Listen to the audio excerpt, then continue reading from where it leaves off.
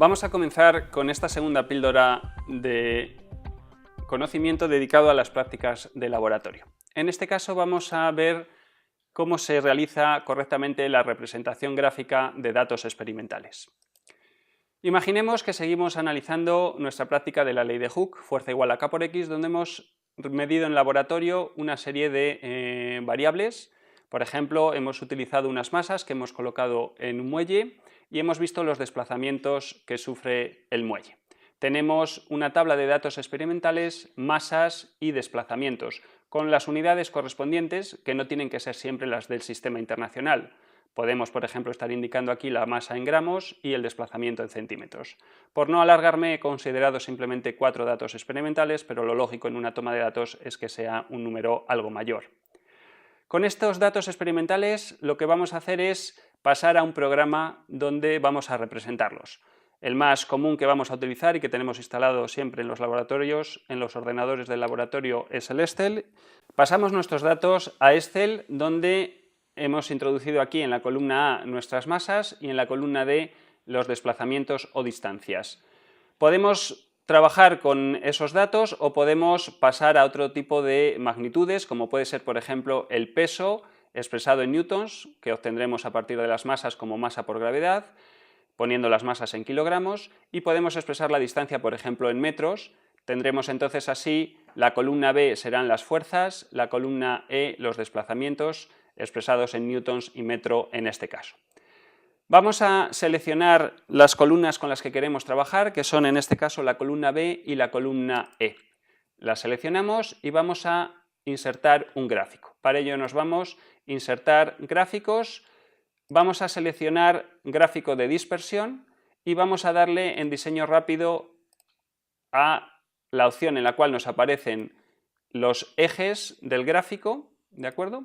Tenemos aquí ya nuestros datos experimentales representados. Una cosa importante es siempre fijarnos que estamos representando bien las cosas, que la columna Y es la que nosotros hemos querido que sea columna Y y la columna X es la que nos interesa nuestra variable X. Una vez que tenemos ya el gráfico, lo que vamos a hacer es darle un poco de formato. Por ejemplo, nos aparece aquí, por defecto de Excel, una serie de indicaciones o de frases y tal que no nos interesan en ese caso. Lo que nos va a interesar es representar bien los datos experimentales, saber bien lo que tenemos en el eje X y en el eje Y. Aquí, en título del eje, en el eje X, lo que vamos a poner es distancia en metros. Podemos además darle un poco de formato y lo que hacemos es seleccionar la fuente, ampliando un poquito el tamaño de la fuente, por ejemplo, pues a un tamaño más grande, 18. De esta forma tenemos ahí representada la distancia en metros. De la misma forma hacemos en el eje Y, ponemos la fuerza en newtons y también le vamos a ampliar un poquito el tamaño de fuente.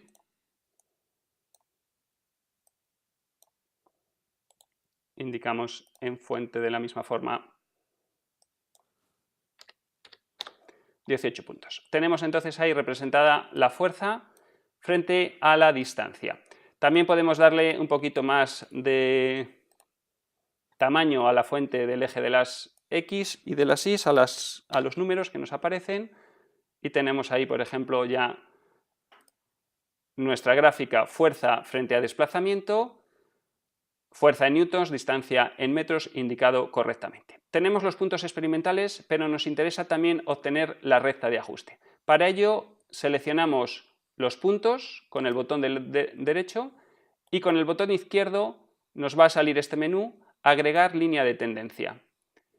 Por defecto nos está cogiendo ya una regresión lineal, es justamente la que nosotros queremos. Si quisiéramos alguna otra tendríamos que seleccionarla, selección lineal, y nos interesa mostrar la ecuación en el gráfico y presentar el valor de R cuadrado. Aquí lo tenemos representado. Podemos cerrar este menú y tenemos ahí ya los datos, que también podemos aumentar un poquito el tamaño de fuente para verlo con más claridad. Por ejemplo, seleccionamos 20. Tenemos de esta forma representada correctamente nuestros datos experimentales, fuerza en función del desplazamiento con las unidades indicadas, los puntos experimentales que no unimos con líneas, solamente con una regresión lineal, que es la que hemos realizado utilizando las propiedades que tiene Excel para realizar regresiones lineales. Obtenemos la recta de ajuste, pendiente y ordenada en el origen, y el valor de R cuadrado. Bien, por último vamos a pasar a analizar qué información obtenemos de los datos obtenidos y en concreto vamos a analizar la linealidad que tenemos entre las variables. Con estos datos experimentales vamos a ver la información que nos da entonces el valor de R cuadrado, que justamente está asociado a la bondad de la regresión o del ajuste. Para verlo, hagamos, por ejemplo, las representaciones gráficas f como función de x y f como función de x cuadrado. Hagamos las representaciones entonces que hemos indicado, fuerza en función de la distancia y fuerza en función de la distancia al cuadrado. Como hemos indicado antes, ya sabemos la forma de hacer la representación gráfica, indicar las variables y las unidades que estamos utilizando, hacer la regresión lineal en cada uno de los casos, aquí la tenemos realizada, y obtener la ecuación de ajuste y el valor de R cuadrado en cada una de las representaciones. Fijémonos en que ya a simple vista podíamos observar que estos puntos tenían mucha más tendencia lineal que estos otros puntos que teníamos aquí.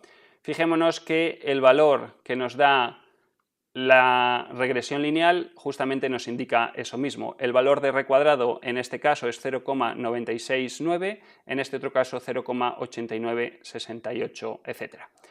Este valor es mucho más próximo a 1 que este otro valor. Fijémonos que este valor de R cuadrado tampoco es que sea muy próximo a 0. Está cercano a 1, pero es mucho más alejado que el anterior, lo que nos está indicando que no existe buena relación lineal entre fuerza y desplazamiento al cuadrado, o por lo menos que existe muchísima relación lineal entre fuerza y desplazamiento. Parece, por lo tanto, lógico pensar que la ley fuerza igual a k por x es la ley que se está cumpliendo y no fuerza igual a k por x cuadrado como podría ser en esta segunda situación.